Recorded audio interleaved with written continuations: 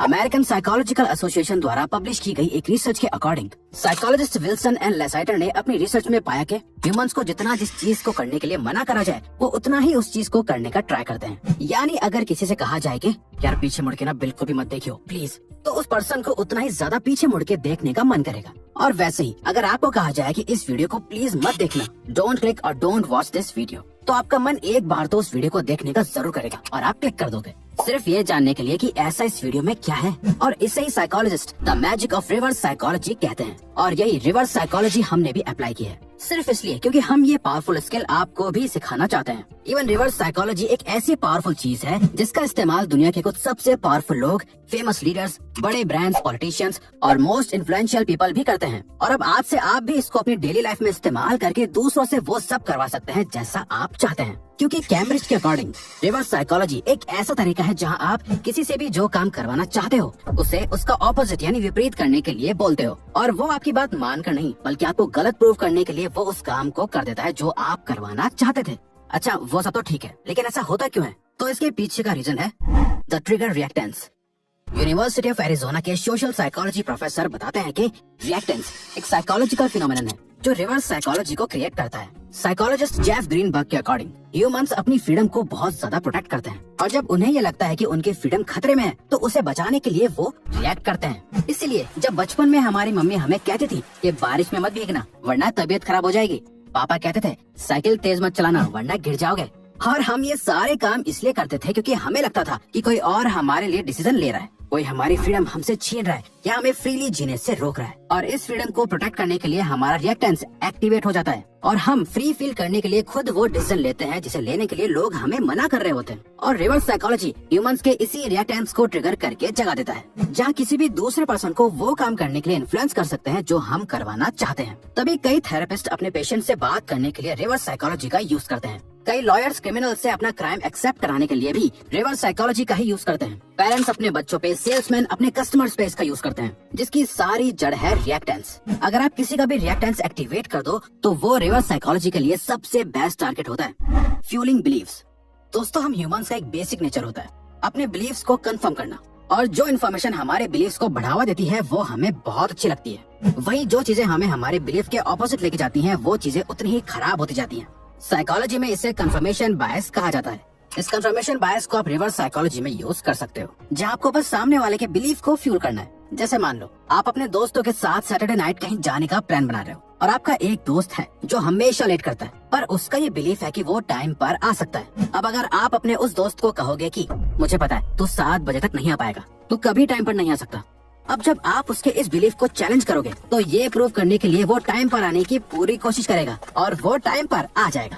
इससे आप कभी भी यूज कर सकते हैं। दोस्तों साथ ही आप एक ऐसे बिलीफ से भी रिलेट करेंगे जिसमें लोगों को लगता है कि वो कभी कोई न्यू लैंग्वेज नहीं सीख सकते। फॉर एग्जाम्पल उन्हें इंग्लिश सीखनी हो तो उनका ये बिलीफ होता है कि उनके लिए कोई भी लैंग्वेज सीखना बहुत मुश्किल है, और फिर लोग अपने इसी बिलीफ को फ्यूल करते रहते हैं, जिससे उनका इंग्लिश या कोई भी लैंग्वेज सीख पाना बहुत मुश्किल हो जाता है। Increase your value using reverse psychology.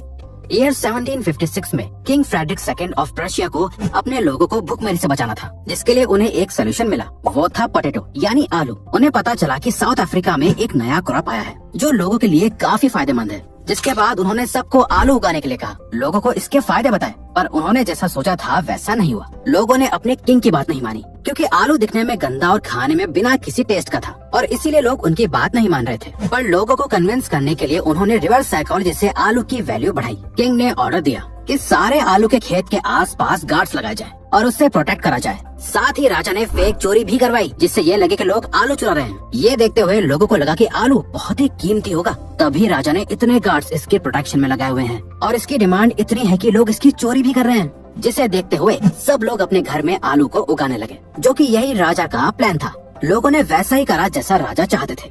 दोस्तों अगर आप भी अपनी वैल्यू बढ़ाना चाहते हो तो रिवर्स साइकोलॉजी का यूज करके लोगों को दिखाओ कि आपका टाइम और आपकी लाइफ काफी वैल्यूएबल है। आप इतनी आसानी से हमेशा अवेलेबल नहीं रहते, आप बाकियों से थोड़े अलग हो, और अगर आपसे कोई गलत बिहेव करे तो आप उससे दूरी भी बना सकते हो। ये इकोनॉमिक्स के सप्लाई और डिमांड रूल की तरह है, जितनी आपकी सप्लाई कम होगी उतनी ज्यादा आपकी डिमांड होगी, और इसी के साथ आप रिवर्स साइकोलॉजी का यूज करके किसी को भी आसानी से अट्रैक्ट कर सकते हो और लोग आपको ज्यादा पसंद करने लगेंगे, जिसके लिए आपको सिर्फ ये करना होगा, reveal your flaws time to time.